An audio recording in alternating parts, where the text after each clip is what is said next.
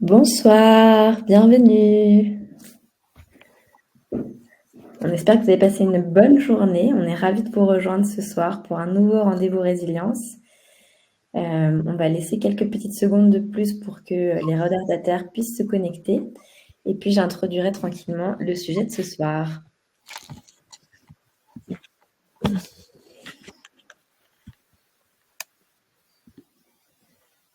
Bonsoir Sonia, bonsoir Sylvie, bonsoir à tous.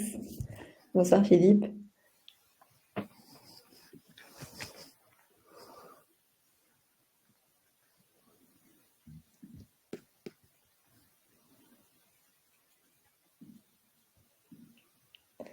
Bon, eh bien, je vais présenter tranquillement, introduire tranquillement ce nouveau rendez-vous Échangeons ensemble. Je suis très heureuse de vous accueillir ce soir. On aborde aujourd'hui un vaste sujet pour lequel vous avez été nombreuses et nombreux à le demander. Que l'on vienne d'apprendre le diagnostic ou que cela fasse déjà des mois que l'on est en traitement, de nombreuses questions peuvent se poser autour de l'alimentation. Quand on ajoute à cela ce que mon oncologue m'a dit, ce que les proches m'ont dit, ou toute autre personne de l'entourage, proche ou moins proche, et parfois même les réseaux sociaux et Internet, ça donne un brouhaha rendant difficile de faire le tri entre le vrai et le faux. L'alimentation est un pilier essentiel de notre bien-être au quotidien et joue un rôle d'autant plus important pendant la maladie. Aussi, comment adapter son alimentation face au cancer est une vraie question globale à laquelle nous allons tenter d'apporter des éléments de réponse.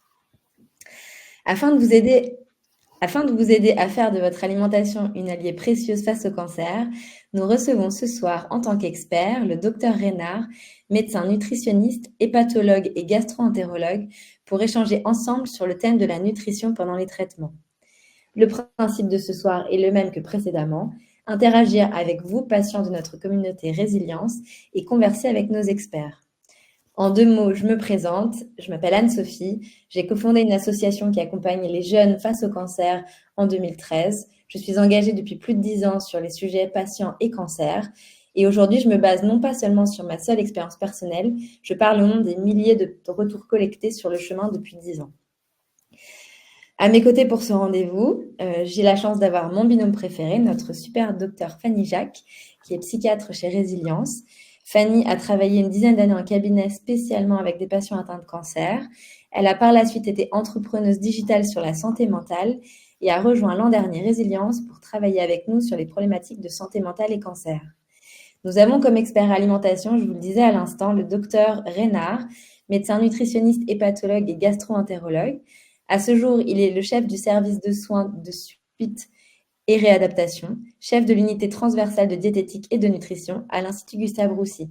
Il est également membre de la Société francophone Nutrition clinique et métabolisme, la SFNCM. Enfin, il est professeur à Paris-Saclay.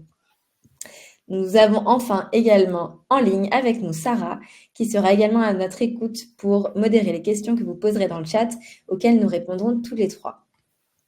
Petit avertissement, comme à chaque fois, merci d'éviter des questions concernant particulièrement votre parcours de soins propre, étant donné qu'on est sur une approche générale de la thématique et que ni le docteur Reynard ni la docteur Jacques ne sont vos médecins traitants. Nous vous invitons à ajouter vos questions directement dans la partie questions en bas de l'écran à droite. Je les partagerai au fil de la conversation. De plus, sachez que vous avez été nombreux à nous inviter à nous envoyer des questions en amont de cette conférence. Aussi, nous allons d'abord démarrer par ces questions que vous nous avez envoyées et nous prendrons ensuite vos questions dans le chat. Si d'aventure nous avions plus de questions que de temps pour les traiter d'ici 19h30, nous ne manquerons pas de faire un deuxième rendez-vous spécifiquement sur l'alimentation pour couvrir l'ensemble du sujet. Voilà, eh bien écoutez, je vous donne la parole, Fanny et Dr Reynard, pour effectivement vous présenter et dire quelques mots sur la thématique, si vous le souhaitez. Je vais démarrer peut-être, professeur Reynard, juste en quelques mots, puisque je pense que la plupart maintenant me connaissent bien. Je suis ravie d'être ici, mais alors là, moi, je suis complètement en backup, hein, parce que c'est mon domaine de prédilection, l'alimentation. Néanmoins, alimentation et les sujets psychologiques sont bien évidemment liés. Donc, je serai là pour répondre à certaines questions si elles une coloration, on va dire, psychologique, voilà, pour soutenir le professeur Reynard sur le sujet. Mais c'est lui l'expert ce jour. Et un autre petit point, je suis vraiment confuse, mais j'ai eu un contretemps personnel et je dois vous quitter aux environs de 19h, 19h05. Et donc, si vous avez des questions qui peut-être concernent plus particulièrement ma spécialité, n'hésitez pas là non plus à les poser plutôt en début de séance, puisque je devrais vous quitter un peu plus tôt. Voilà. Merci beaucoup Fanny, merci beaucoup Anne-Sophie et toute l'équipe Résilience. Alors, juste pour préciser, donc effectivement, je suis médecin nutritionniste. Donc, ici à Gustave Roussy, on a la chance d'avoir une équipe de médecins nutritionnistes et de diététiciens assez fournis. Et juste pour, vous voyez à peu près que je parle pas obligatoirement de ce que je ne sais pas, je suis à Gustave Roussy dans quelques semaines pour ma 30e année. Ce qui vous dit à peu près quel âge j'ai. Voilà, donc ce qu'il faut bien voir, c'est que sur ces 30 ans, la nutrition a pris de plus en plus de place dans la prise en charge des patients atteints de cancer. Ceci est d'ailleurs illustré aussi par la quantité importante de questions que vous vous posez et que vous nous posez. Donc ça, c'est un point important. Et je dirais de plus que mon travail et mon but ici n'est pas de vous critiquer, de vous asséner des vérités, mais au moins autant de éventuellement rétablir quelques vérités que de vous aider éventuellement, comme Anne-Sophie l'évoquait, à critiquer les informations qui vont arriver de l'extérieur en permanence à vos oreilles. Essayez de comprendre pourquoi parfois il y a des informations très contradictoires qui peuvent vous arriver et qui vous déstabilisent et qui vous rendent parfois même anxieux et apeurés par l'alimentation pendant les traitements. Très bien. Eh bien, commençons donc. L'une des premières questions qu'on a reçues, donc on a reçu ce témoignage. On m'a enlevé la stomie le 22 août et je reprends la chimio le 16 septembre. Quels aliments dois-je retirer de mon alimentation? J'appréhende les effets secondaires de la chimio, notamment les diarrhées que je gérais lorsque j'étais stomisée. Alors, c'est un cas assez emblématique de ce que je viens de dire, c'est-à-dire que l'alimentation est toujours vécue comme une cause de problème dans ces situations-là, comme étant un élément qui risque potentiellement d'aggraver les choses. Bien au contraire, hein, nous, ce qu'on sait maintenant, c'est qu'une bonne alimentation, une alimentation appropriée, adaptée, doit permettre d'améliorer la situation plutôt que de l'aggraver. Dans le cas qui est décrit, clairement, ce qui va arriver du fait de la chimiothérapie, c'est qu'il peut apparaître de la diarrhée, qui peut être difficile à contenir et qui peut altérer la qualité de vie au quotidien. Ce qu'il faut bien comprendre, et c'est ce que a décrit cette personne, c'est que la cause principale de cette diarrhée n'est pas l'alimentation, mais le fait d'avoir été opéré du tube digestif et d'avoir une chimiothérapie. Donc ça répond finalement en grande partie à la question, il ne faut rien supprimer de l'alimentation, rien du tout a priori. C'est-à-dire que personne n'est capable de prédire, qu'il soit diététicien, qu'il soit nutritionniste, ou qu'il soit je ne sais quoi d'autre, chirurgien ou autre, personne n'est capable de prédire à l'avance quel aliment va être bien supporté ou mal supporté après une opération comme celle-ci et pendant une chimiothérapie. Donc, rien n'est à enlever a priori, il n'y a pas de liste négative à mettre en place, mais au contraire, expérimenter petit à petit, jour après jour, et si malheureusement le constat est fait que des aliments aggravent la diarrhée, il faut les mettre de côté et puis éventuellement les réintroduire quelques semaines plus tard en petite quantité pour voir finalement s'ils finissent par améliorer les choses. Donc, rien a priori, il n'y a pas de régime anti-diarrhée, ça n'existe pas le régime anti-diarrhée, et ce d'autant plus que la cause de la diarrhée n'est pas l'alimentation. On n'est pas dans une situation de gastro-entérite ou de toxi-infection alimentaire. On est vraiment dans une problématique où le toxique, entre guillemets, c'est le traitement du cancer, mais il est indispensable, on n'a pas le choix. Et ce, d'autant plus, et ça c'est un message que je pense que je vais répéter plusieurs fois, l'état nutritionnel est un élément clé de la tolérance des traitements. Et donc, si on supprime des choses, eh ben, obligatoirement, on va moins manger. Si on mange moins, on aggrave son état nutritionnel et donc on augmente le risque de toxicité des traitements. Voilà. Et donc, il y a une espèce de cercle vicieux qui s'installe. Donc, rien a priori. Dans l'idéal, il faudrait que cette personne soit suivie par un diététicien de l'hôpital ou du service dans lequel il est pris en charge. Et puis, faire son expérience semaine après semaine. Très bien, c'est très clair. C'est vrai que c'est un conseil que j'ai entendu de nombreuses fois, effectivement, d'expérimenter, de voir ce qu'on mange et de voir comment le corps réagit et en fonction du coup d'adapter les apports alimentaires au quotidien pour pouvoir garder un niveau d'énergie et ne pas hésiter effectivement à s'entourer de professionnels de santé sur le sujet. Merci beaucoup. Juste pour compléter, s'imposer des régimes, s'imposer des restrictions alimentaires, ça a très souvent pour conséquence d'aggraver les peurs alimentaires. Ça, c'est décrit depuis très longtemps. Il y a de nombreux sociologues qui ont travaillé ou d'anthropologues qui ont travaillé là-dessus. Et justement, c'est ce qu'on ne veut pas. On veut que les gens aient confiance dans l'alimentation. Très bien. Alors, je vais prendre la question suivante qui nous a été envoyée. J'ai eu un cancer du sein en 2020 avec chirurgie, chimiothérapie et radiothérapie. Je suis maintenant sous traitement hormonal depuis et encore pour 1 an et demi. Depuis les traitements, j'ai perdu 10 kilos sans modifier mon alimentation déjà pauvre en sucre. Ah, j'ai pris 10 kilos sans modifier mon alimentation déjà pauvre en sucre. En 2011, j'avais subi une intervention de la thyroïde et je suis sous Levothyrox, opération qui m'avait déjà fait prendre 20 kilos que je n'ai jamais pu perdre.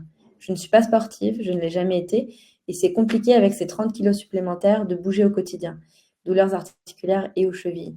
Quels aliments faut-il bannir de mon alimentation pour maîtriser mon poids?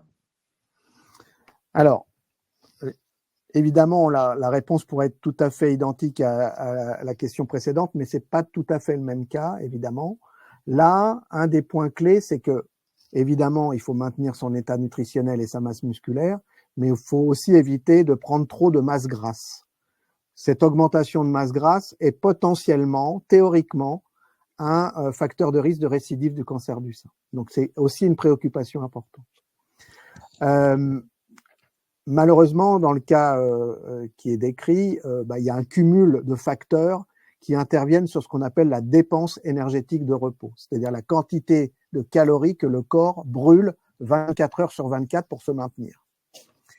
Et ça, la personne qui est concernée par ce cas n'y peut rien. C'est-à-dire que le corps, dans cette situation-là, dépense moins de calories.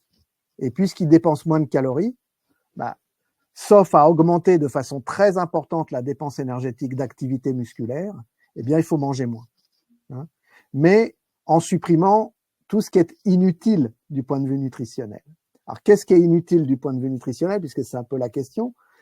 C'est déjà ce qu'a déjà supprimé cette dame, c'est-à-dire les produits sucrés. Ces produits sucrés ne sont pas à bannir totalement, mais sont vraiment à réduire au maximum. Nutritionnellement parlant, les produits sucrés ne servent à rien. Ça donne un petit peu de plaisir, ça donne un peu de réconfort, c'est pas mal, mais ça n'a pas d'intérêt métabolique.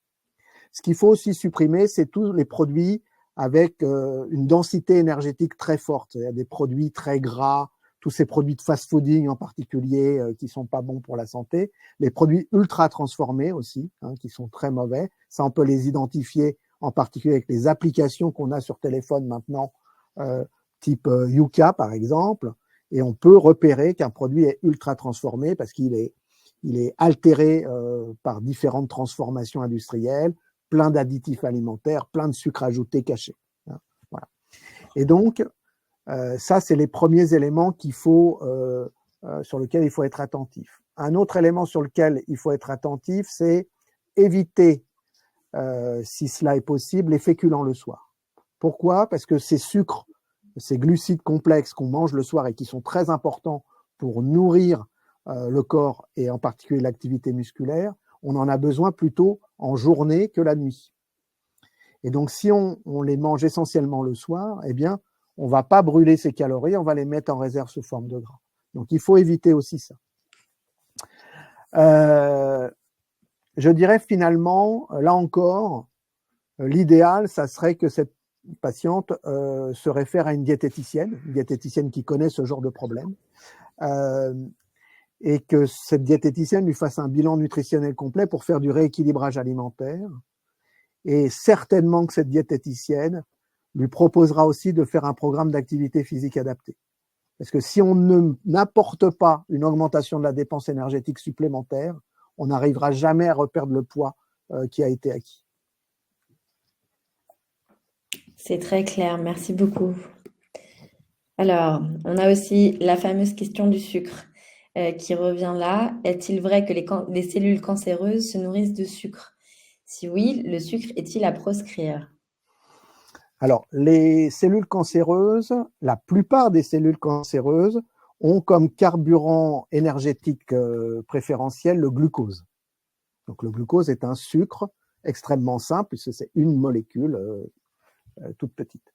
Donc, c'est effectivement le carburant essentiel des cellules cancéreuses, mais c'est aussi le carburant essentiel du muscle, par exemple, ou du cœur, ou dans certaines conditions du cerveau. Donc, ça, c'est un premier fait à comprendre. C'est-à-dire que quand vous allez fermer le robinet du sucre à votre organisme, vous allez le fermer aux cellules cancéreuses et aux cellules normales. Cette privation de sucre peut avoir un effet sur les cellules cancéreuses, mais aussi sur les cellules normales. L'autre point important, et je reviendrai sur ce point-là ensuite, c'est que malheureusement, dans une tumeur, il y a un contingent parfois très important de cellules qui sont moins dépendantes du sucre ou qui se sont adaptées à la carence en glucose. Ça, c'est connu par des modèles animaux, des modèles expérimentaux. Et en fait, certaines cellules tumorales sont capables d'utiliser d'autres carburants énergétiques, comme les acides gras ou les acides aminés, donc qui viennent des protéines ou qui viennent des lipides, pour pouvoir continuer à survivre. Et donc, si vous coupez le sucre, certaines vont mourir, des cellules cancéreuses, mais d'autres pas. Tout ça pour dire que dans la réalité, malheureusement, quand on est malade, on n'a pas un système d'adaptation à la carence en glucose suffisamment optimal pour pouvoir maintenir les fonctionnements des organes dans de bonnes conditions. Et en particulier, un organe qui va beaucoup souffrir de cette carence en glucose, c'est les muscles. Et si vous laissez longtemps quelqu'un sans glucides, eh bien, il va perdre de la masse musculaire. Et s'il perd de la masse musculaire, eh bien, il va perdre des capacités à se défendre contre les infections, à se défendre contre la toxicité des traitements, et il va plutôt aggraver son cas que l'améliorer. Quand je parle des glucides, je ne parle pas du glucose, puisque en fait, on a un tube digestif, et ce tube digestif nous sert à digérer les glucides complexes, donc par exemple les féculents, et à les transformer de façon appropriée à nos besoins en glucose.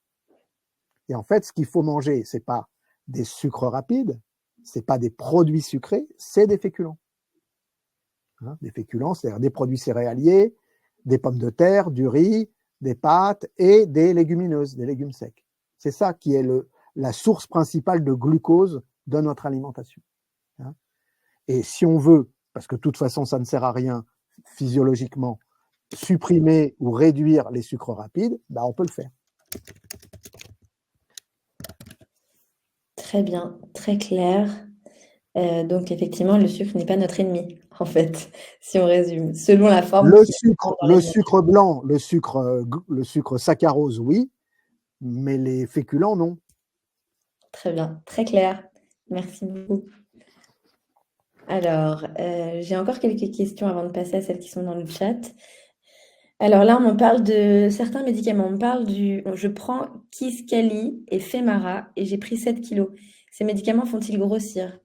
Alors, c'est une question très spécifique, donc je ne sais pas si c'est une question à laquelle vous pouvez répondre. Ça, en fait, il faut se rapporter à ce qu'on a dit tout à l'heure. Tout ce qui va modifier la dépense énergétique de repos, tout ce qui va modifier le métabolisme énergétique peut entraîner de la prise de poids, parce que si on mange toujours la même chose et qu'on a une dépense énergétique qui diminue, on prend du poids. Et malheureusement, ça, c'est une injustice. Quand on prend du poids dans ces conditions, on prend plus souvent du gras que du muscle. Voilà. Donc, il faut se reporter à ce qu'on a dit tout à l'heure. Dans ces conditions-là, il y a 2 choses à faire. Du rééquilibrage alimentaire pour se mettre au niveau de la dépense énergétique et augmenter l'activité physique pour augmenter la dépense énergétique. Très bien. Alors, ah oui, donc on a d'abord on a parlé du sucre sur le développement du cancer, mais une deuxième question qui était posée par la même personne, le citron à jeun favorise-t-il le bon fonctionnement du foie? Pas que je sache. Alors ça, ce sont des remèdes de grand-mère, hein, comme on dit. Je dirais que ça peut faire du bien à certaines personnes individuellement. Je pense que c'est de l'ordre de l'effet placebo, on va dire, mais ça n'a jamais été démontré scientifiquement. Ce n'est pas interdit de le faire, mais rien ne nous fait penser scientifiquement que ça a un intérêt. Très bien. Alors, question suivante. Étant alimenté par sonde gastrique la nuit, j'aimerais connaître les incidences sur les repas pouvant être pris dans la journée. Le manque d'envie de manger de la viande et du poisson ont-ils un lien? Alors, cette problématique de la nutrition artificielle, soit cyclique la journée, soit cyclique la nuit, est un problème de notre quotidien. Il se trouve que je dirige un service d'hospitalisation où les 9/10 des malades hospitalisés ont une sonde ou une perfusion nutritive. C'est notre boulot de tous les jours. Et en permanence, on se pose des questions avec notre équipe de médecins et de diététiciens de c'est quoi le bon horaire, c'est quoi le bon rythme nutritionnel d'une nutrition artificielle chez quelqu'un qui souhaite ou qui peut encore manger. Je vous l'ai dit tout à l'heure, j'ai 30 ans d'expérience et je n'ai toujours pas la réponse à cette question. C'est vraiment quelque chose qui doit être discuté au cas par cas. Il y a des gens que ça arrange pour des raisons de vie de tous les jours d'avoir la nutrition la nuit. Il y en a qui préfèrent l'avoir la journée.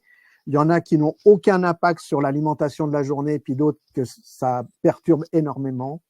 Donc, c'est quelque chose qui doit être discuté au cas par cas.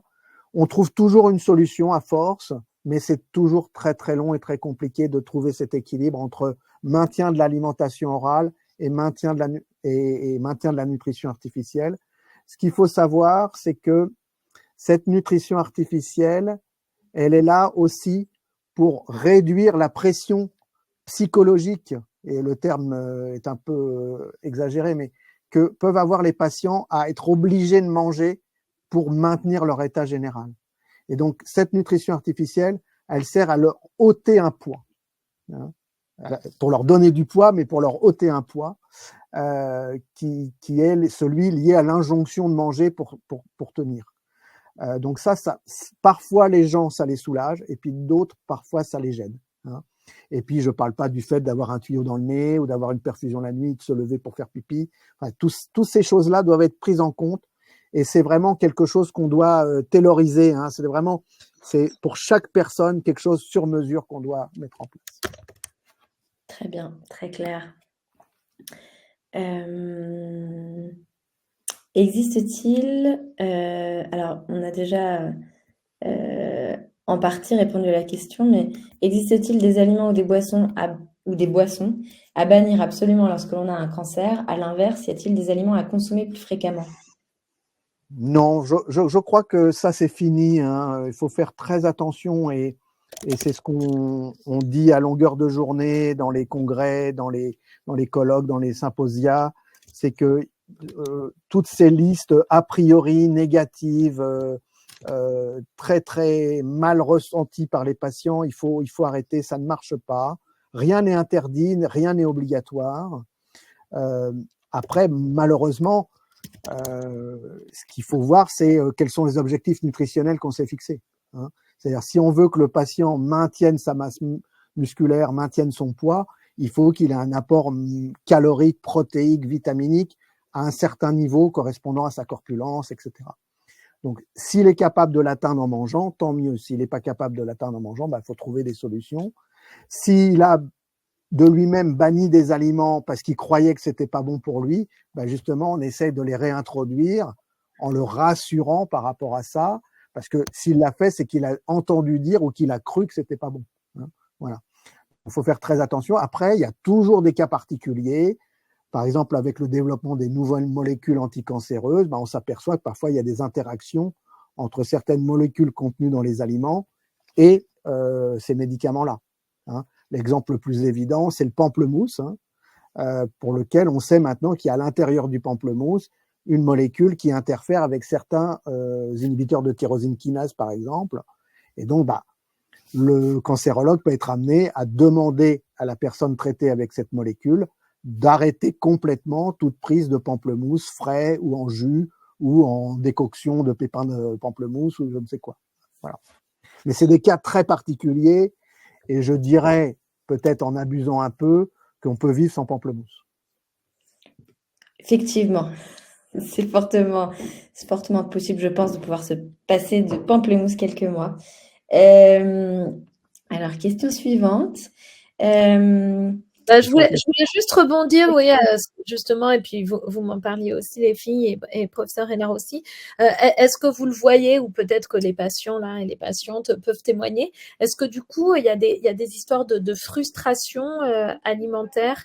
Est-ce que c'est difficile justement psychologiquement de devoir éliminer certains aliments? Est-ce que ça, vous le voyez, l'aspect psychologique du changement de régime finalement?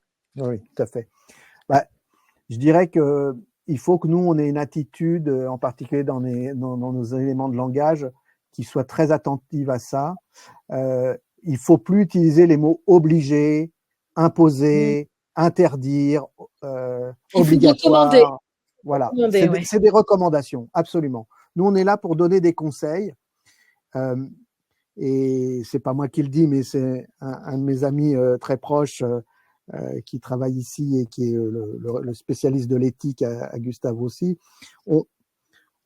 Nous, on est spécialiste de notre spécialité, moi la nutrition.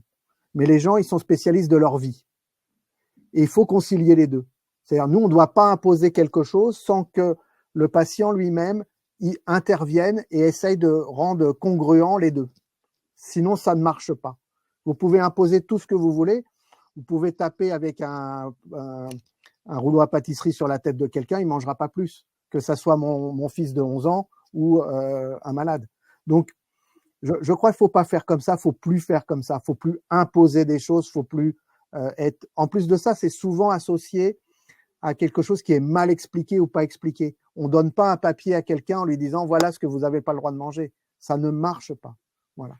Donc, c'est pour ça que nous, on prône ici, et heureusement, on a les moyens de le faire, du diagnostic précoce et du conseil individualisé, parce qu'il n'y a que ça qui permet justement d'arriver à ce niveau d'adaptation à la vie de chacun. Ouais, et moi je sais que dans de nombreuses interactions avec des patients, il y a à la fois, et pour l'avoir vécu moi-même, il y a tellement de choses qui changent dans notre corps, dont par exemple les goûts qui changent. On aimait le chocolat avant, on n'aime plus le chocolat par l'odeur pour d'autres raisons. On peut avoir un goût métallique dans la bouche qui fait que boire même de l'eau, ça a un goût qui est désagréable. Donc quelles sont les boissons? Enfin, on va peut-être privilégier d'autres boissons par rapport à l'eau parce que ça n'a pas de goût quand on la boit. Il y a aussi l'envie de rien. Des fois, à un moment du traitement, je sais que moi, à partir d'un certain nombre de chimios, il n'y avait plus envie même d'alimentation, de choses particulières que j'avais envie de manger. Donc, effectivement, se sentir obligé de manger ou ne pas manger, enfin, ces questions-là se posaient. Et je sais que moi, à l'hôpital à Curie, et puis je sais que dans de nombreux hôpitaux, peuvent être proposés des compléments alimentaires ou des choses qui peuvent être un peu en amont de la sonde gastrique pour effectivement complémenter l'alimentation du patient. Et puis, il y a aussi le sujet, et ça, je pense qu'il y a des questions qui ont été posées là-dessus, mais sur le sujet des mucites ou des aftes qu'on peut avoir dans la bouche, la sensibilité notamment à tout ce qui est alimentation acide va être supérieure. Et donc, qu'est-ce qui peut être recommandé de manger quand effectivement on fait face à ces problèmes buccaux? Voilà, donc ça fait partie effectivement des sujets connexes. Alors déjà, je dirais par rapport à ce que vous venez de dire, l'expérience individuelle n'est pas science. Hein. Donc, il n'est pas question que l'expérience d'une personne puisse devenir une recommandation pour 100 personnes. Ce n'est pas possible. D'accord ? Mais par contre, il faut quand même l'entendre et il faut en tenir compte pour adapter nos conseils à cette personne-là. Ça, c'est très important. Hein. Voilà. C'est pas parce que moi, j'ai appris que je sais pas quoi, les épinards, ça donnait la diarrhée, qu'il faut interdire les épinards. Bon, c'est un exemple très général. Voilà. Donc ça, c'est vraiment un point clé et c'est tout le travail qu'on a mené avec nos diététiciennes. Je sais pas si vous le savez, mais actuellement se tient le congrès des diététiciennes françaises. Voilà, j'y serai d'ailleurs demain après-midi. Et elles ont énormément changé dans leur façon de travailler, justement grâce à nos interactions avec les patients. Ça, c'est une première chose. Après, effectivement, il y a énormément de symptômes qui vont gêner pour manger. C'est pas obligatoirement un problème d'appétit, même si au final, ça va finir par impacter négativement l'appétit. Ces problèmes sensoriels sont des problèmes très, très, très difficiles à traiter. C'est-à-dire cette sensorialité altérée, c'est-à-dire cette première sensation qui normalement apporte du plaisir à manger, qui disparaît, ou qui au contraire crée du déplaisir à manger, ça c'est très perturbant. Malheureusement, je ne l'ai pas vécu moi-même, donc je ne peux pas vous l'expliquer avec l'expérience. J'ai eu la Covid il y a 2 ans, mais je n'ai pas eu ce problème-là. Donc, clairement, c'est quelque chose sur lequel on est en difficulté. C'est-à-dire que malheureusement, on est obligé de dire aux gens, essayez de voir dans ce que vous mangez ce qui va le moins augmenter le goût désagréable dans la bouche, ou moins créer de douleur, ou moins créer de picotement, etc., etc. Donc ça, c'est toujours assez difficile. Je vous coupe un instant. Fanny demande la parole. Allez-y, oui, bien sûr. Non, mais parce que je vais pas tarder et que je voyais un truc intéressant sur le chat et que je voulais rebondir, mais je pense que, professeur, vous allez rebondir également. Je vois Jocelyne ou Michel qui, moi, dès que j'ai voilà, qui parlait de frustration. Alors moi, ça y est, je vois frustration. Hop, ça y est, c'est mon côté psy, j'arrive là à la rescousse. Et il parlait de frustration pour des repas. Ça peut être, d'ailleurs, on l'a déjà évoqué parce qu'on avait fait un rendez-vous résilience sur le repas de Noël, sur Noël. La frustration du repas de Noël, du repas de mariage, d'un joyeux repas en famille, parce que en fait, les personnes, elles préfèrent choisir l'abstention plutôt que d'y aller, d'avoir peur, d'être malade, etc. Et donc, je pense que Bruno, vous avez tout un tas de recommandations là-dessus. Mais moi, évidemment, avec ma casquette de psy, juste ce que je voulais dire là-dessus, c'est de s'affirmer et que vraiment, la communication, elle est super importante et que c'est super important de pouvoir expliquer justement la crainte, les précautions à prendre qui sont nombreuses, la crainte d'être malade, etc. Et de pouvoir vraiment le dire aux autres. Et pourquoi pas, par exemple, même au mariage ou autre, vous venez avec votre plat, en fait. Moi, je trouve qu'il vaut mieux venir avec ce qu'on sait qu'on va pouvoir manger plutôt que de rater l'événement. Et si vous l'expliquez bien en amont, il n'y a pas de raison que ce soit mal perçu. Donc, moi, je trouve qu'il y a d'autres idées, quoi. Peut-être, alors, vous pouvez rester moins longtemps, vous pouvez manger avant ou ailleurs et revenir, ou peut venir carrément avec votre popote, ou voilà, parce que demander évidemment à ce que le menu s'adapte à votre situation, là, je pense plutôt à un repas d'anniversaire ou de Noël, évidemment, c'est quand même super compliqué.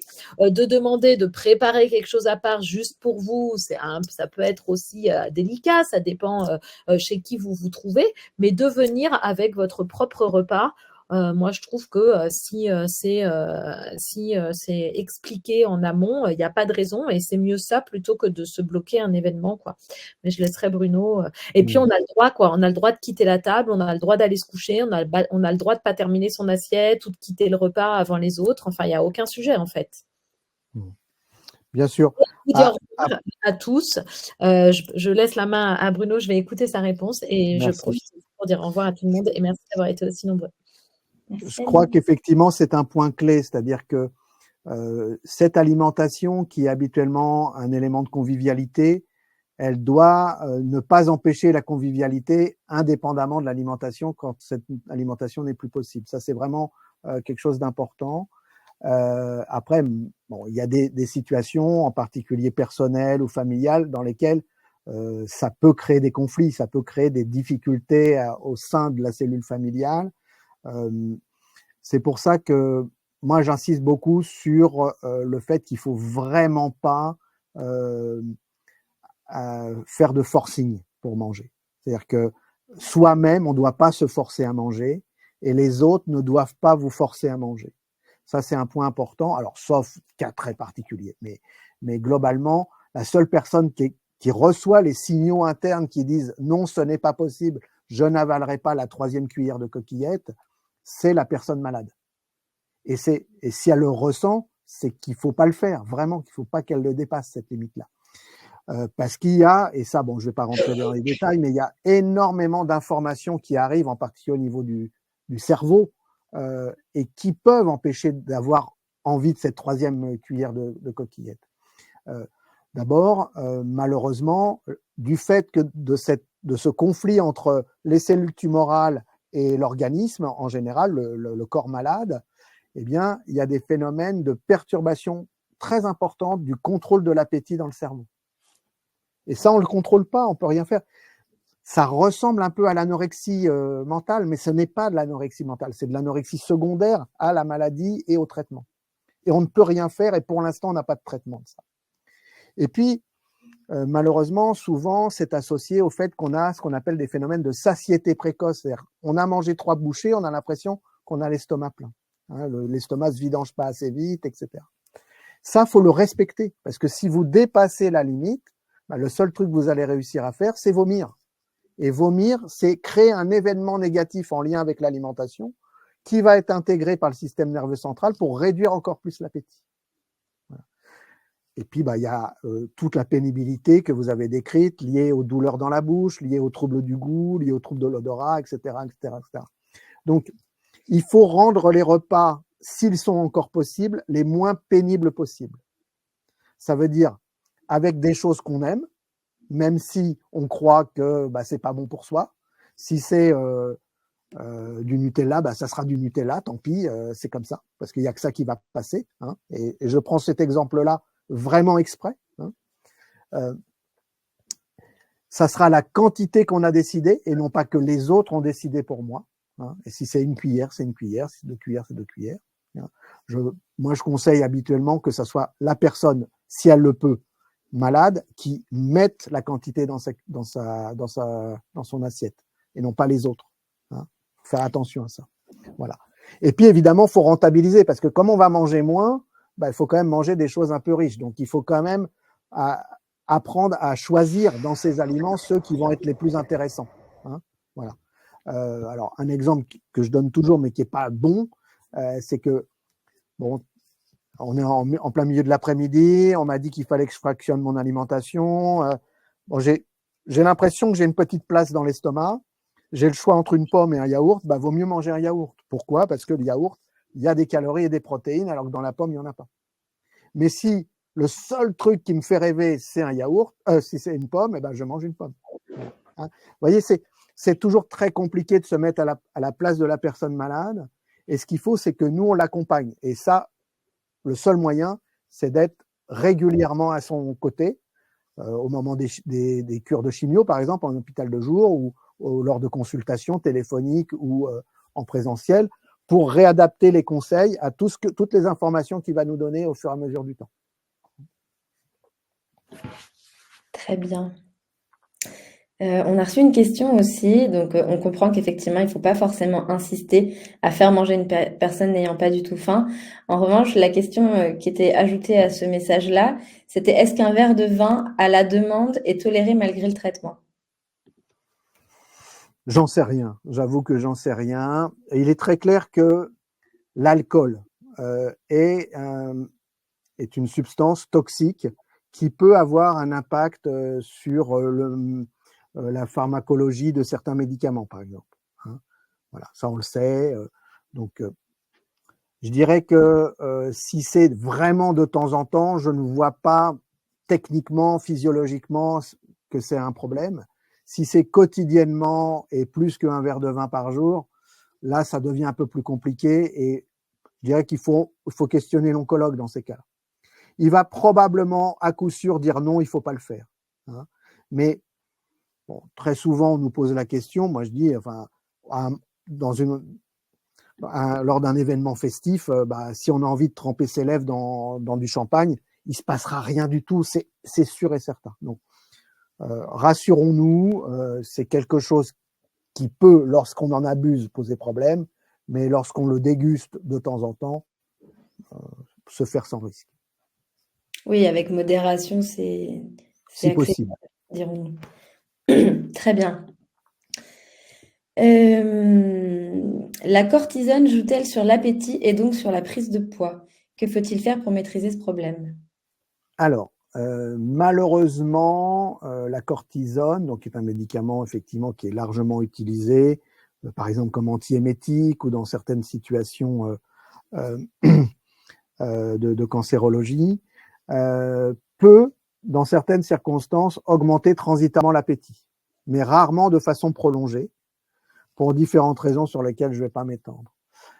Malheureusement, c'est pas la seule chose que fait la cortisone. La cortisone augmente la vitesse de dégradation de la masse musculaire.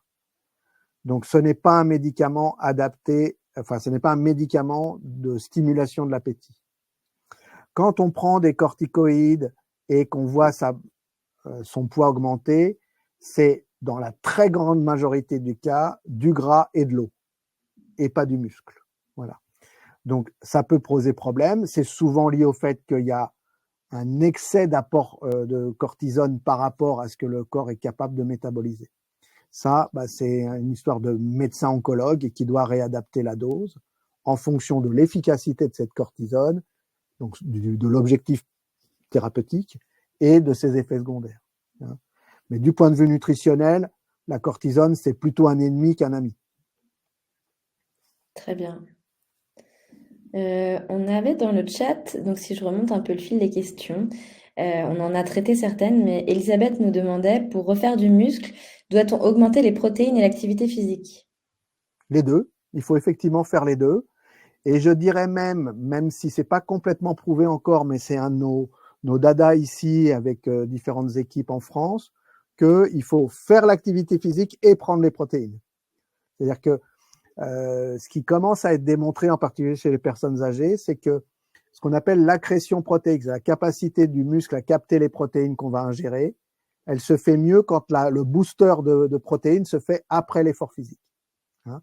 Et ça, par exemple, les gens qui font de la masse, qui font de la gonflette, ils le savent. Hein. Ils prennent leur poudre, là, leur whey protéine, leur poudre du lactosérum, là, et ça marche plutôt bien.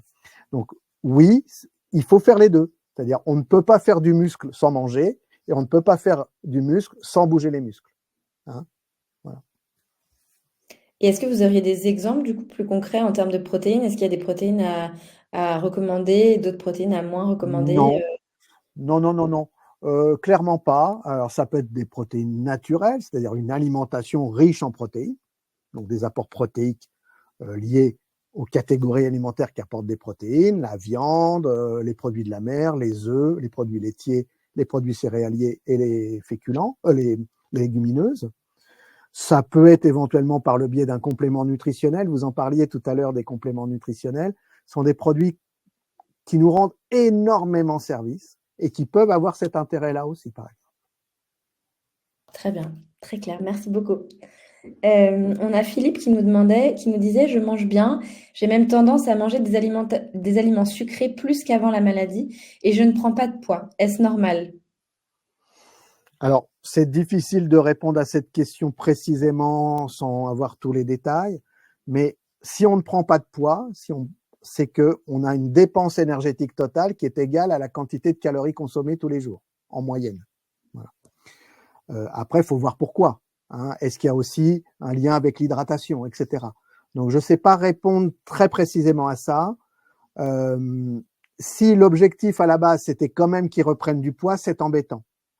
Si finalement, il est dans une situation pondérale et d'état général qui n'est pas mauvaise, c'est pas très grave.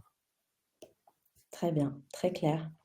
On a Jocelyne qui nous demandait quel aliment privilégier pour le fer, car de par les traitements qu'elle prend, le fer est un peu faible au niveau des derniers bilans sanguins. D'accord. Malheureusement, c'est très difficile de remonter ses taux de fer en cancérologie par l'alimentation. Je vais quand même répondre. Les aliments qui contiennent le plus de fer, c'est la viande, et la viande rouge en particulier, évidemment.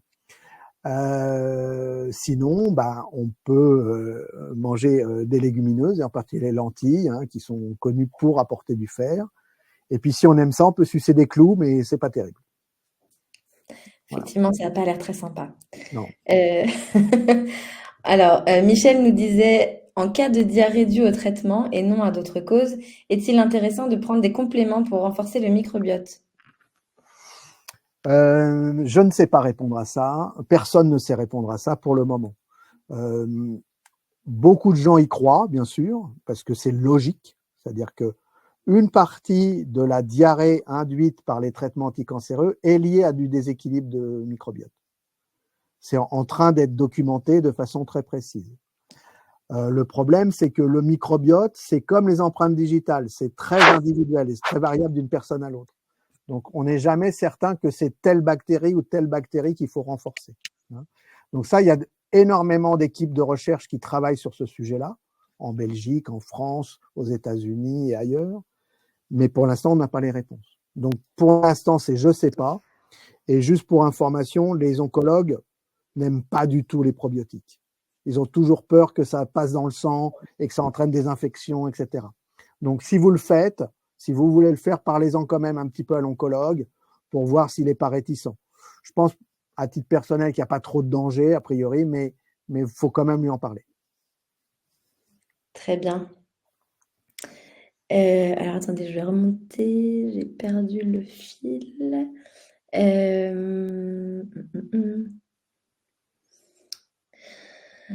Alors oui, depuis la chimio, il y a des aliments que je ne... C'est Jocelyne qui nous écrit, qui nous dit, depuis la chimio, il y a des aliments que je ne peux plus manger, ça m'écoeure, et rien que de voir leur nom, ça m'écoeure. Est-ce définitif? Alors, habituellement, si c'est lié à la chimiothérapie, ce qu'on appelle ces aversions alimentaires acquises ne sont pas définitives.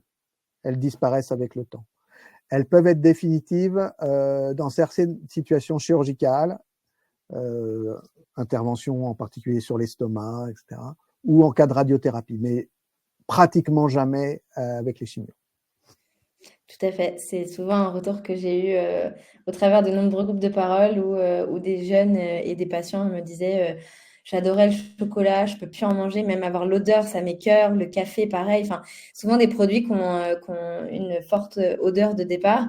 Et je vous rassure, Jocelyne, ça revient après, progressivement. C'est comme le goût métallique. Je pense que s'il y en a effectivement ce soir qui ont ce goût métallique prononcé dans votre bouche, rassurez-vous, une fois les traitements terminés, on récupère un goût où on n'a plus ce goût métallique dans la bouche. C'est des choses qui sont temporaires, qui sont très désagréables, j'en conviens, mais qui font effectivement partie, entre guillemets, du pack cancer. Mais une fois les traitements passés, ce sont des choses qui reviennent, entre guillemets, à la normale. On a Abinaya qui nous écrit, qui nous disait « Que doit-on manger dans le cas où j'ai toujours été fine pour prendre du poids ?» Alors, si on a constitutionnellement une corpulence plutôt mince, ça veut dire qu'on a un métabolisme qui correspond à cet équilibre-là. Si on veut prendre du poids, je dirais, si on veut prendre de la masse musculaire, parce que c'est ça qui est utile, bah, il faut effectivement peut-être manger un tout petit peu plus riche et surtout faire de l'activité physique en regard pour pouvoir utiliser ces calories supplémentaires pour fabriquer de la masse musculaire. Ce qui n'est pas si simple que ça, en particulier en cours de traitement anticancéreux. Donc, il faut, dans la plupart des cas, respecter la corpulence de base des gens, le poids de forme, entre guillemets.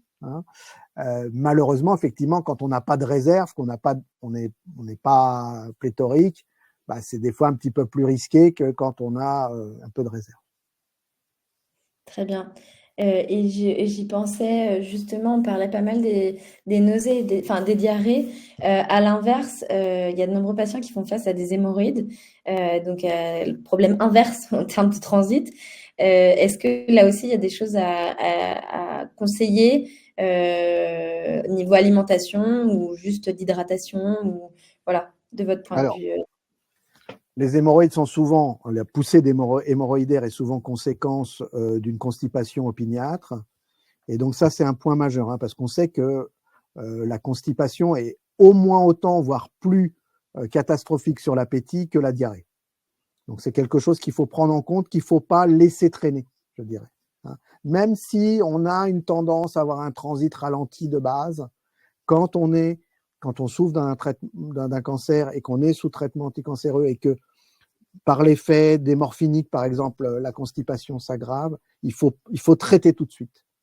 Parce que malheureusement, et je vais être très trivial en le disant, pour que ça rentre, il faut que ça sorte. Hein, voilà. Donc, il faut absolument traiter cette constipation. Comment on traite une constipation? Évidemment, en ayant une alimentation la plus large et la plus variée et la plus riche en fibres possible, mais c'est pas toujours facile. En s'hydratant bien, vous l'avez évoqué, c'est très important l'hydratation, éventuellement en utilisant des eaux magnésiennes, donc qui contiennent beaucoup de magnésium pour stimuler le transit. Le magnésium, ça stimule le transit. Et puis, éventuellement, et c'est souvent nécessaire, en utilisant des laxatifs. Très bien, très clair. Et je pense que cette question est probablement en lien. Elisabeth nous dit, saler beaucoup pour avoir le goût de l'aliment. Alors, pour avoir le goût de l'alimentation, est-il néfaste et à éviter? Excusez-moi, j'ai pas entendu le début. Saler beaucoup pour avoir le goût de l'aliment, est-il néfaste et à éviter? Alors, on peut saler sans saler, déjà, ça c'est important. Le goût salé, dans les troubles du goût qui surviennent en cours de traitement, de radio, de chimiothérapie, d'immunothérapie, c'est fréquent. Cette hypogueusie pour le salé est assez fréquente. Donc, comme c'est un élément très stimulant de l'appétit, l'appétence est créée par le salé et sucré essentiellement, il faut essayer d'y remédier. Pour ça, évidemment, il ne faut pas saler à outrance. Saler à outrance, c'est jamais très bon. Ça peut aggraver des problèmes d'hypertension, des problèmes cardiaques, des problèmes d'œdème. Voilà, donc il faut éviter de trop saler, évidemment. Il faut éventuellement tester un petit bémol supplémentaire de sel pour voir si ça aide, mais il ne faut pas aller à outrance dans le sel. Par contre, il faut favoriser l'utilisation des choses qui vont exhauster le goût salé. Et parmi les choses qui marchent très bien, et ça, je fais référence à mon ami Philippe Pouillard qui travaille à Beauvais, à Unilassal, c'est les herbes fraîches en particulier qui marchent très bien pour exhauster le goût salé. Voilà.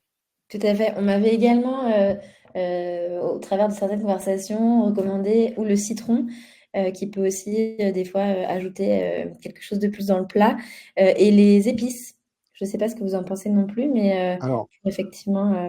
Toutes les épices sont intéressantes, non pas pour leur vertu thérapeutique, mais justement pour apporter du goût supplémentaire qui ne va pas augmenter le goût salé, mais qui va apporter un goût plaisant au plat supplémentaire. Exactement. Très bien. Je vois qu'un sujet fait débat dans le chat, donc je vous le soumets tout de suite. Philippe nous disait que parmi les éléments que l'oncologue lui avait demandé de ne plus manger, il y avait le pamplemousse dont on a déjà parlé, mais il y a également les frites. Donc, il voulait savoir pour quelles raisons les frites sont interdites.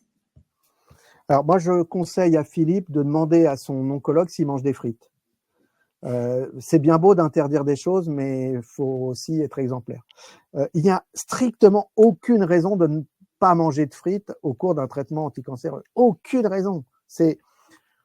Si j'étais pas dans l'assemblée dans laquelle je suis là à l'instant, je dirais que c'est complètement débile. Malheureusement, c'est des débats que j'ai régulièrement avec certains oncologues ici. Donc, j'espère que c'est pas un oncologue de Gustave Roussy, sinon je vais encore me fâcher.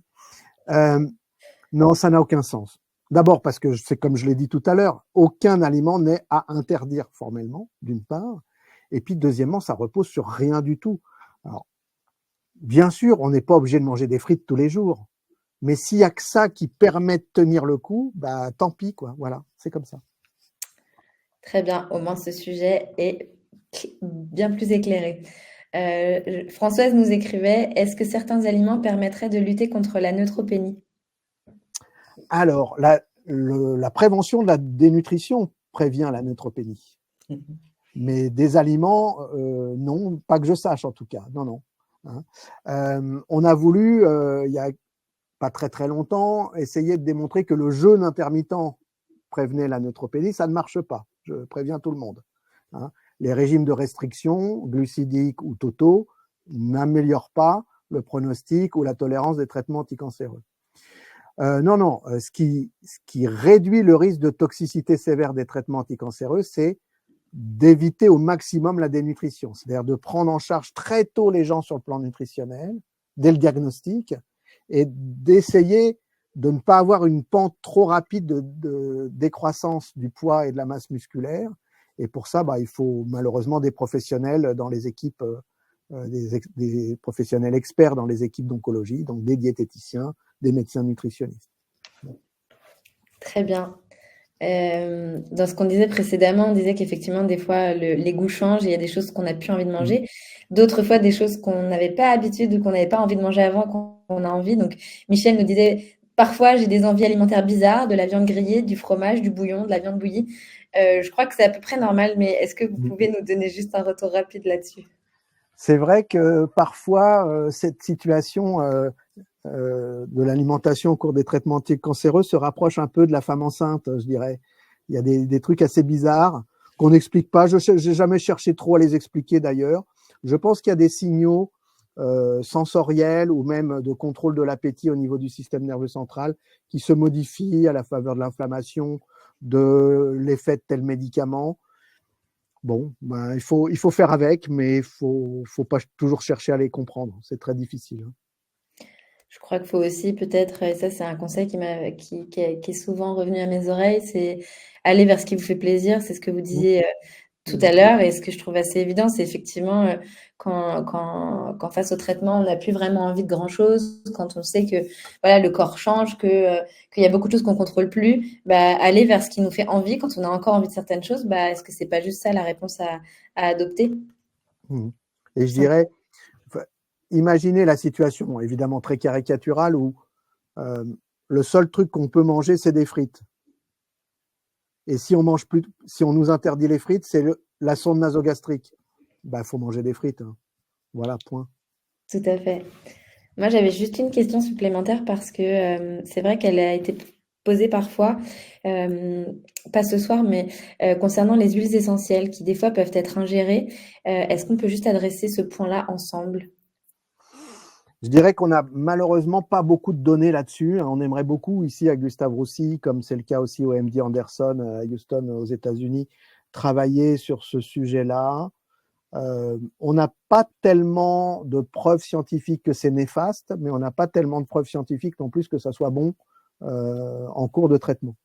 Donc, je suis assez gêné aux entournures par rapport à ça, parce que j'ai l'impression quand même que c'est comme un peu tous les compléments alimentaires en général, une concentration très forte de certaines molécules issues de produits naturels qui peuvent avoir un effet pharmacologique néfaste potentiellement. Donc, il faut être très attentif. Malheureusement, on manque de données et tous les retours des patients sur ce sujet-là nous intéressent. Très bien, c'est très clair. Comme Sarah en fait état dans le chat, nous arrivons presque au terme de cette conférence puisqu'il est 19h27. Professeur Renard, est-ce que vous auriez quelques mots de conclusion sur cette conversation que nous venons de mener depuis une heure? D'abord, merci pour toutes ces questions. Hein, c'était vraiment très intéressant. Je crois qu'on n'a pas couvert tous les sujets malheureusement, mais on pourra y revenir une autre fois. Moi, j'aimerais, comme j'essaie de le faire à plusieurs reprises ce soir, rassurer les gens. Ils ne font pas de bêtises quand ils mangent. Il n'y aura jamais de catastrophe liée à l'alimentation.